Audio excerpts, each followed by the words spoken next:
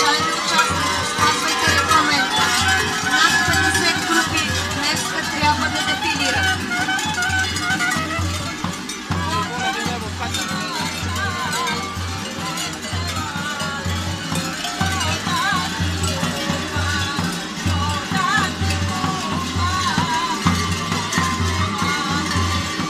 Каня на сцената кукерска група Джамал от село Габра, община Елин Пелин.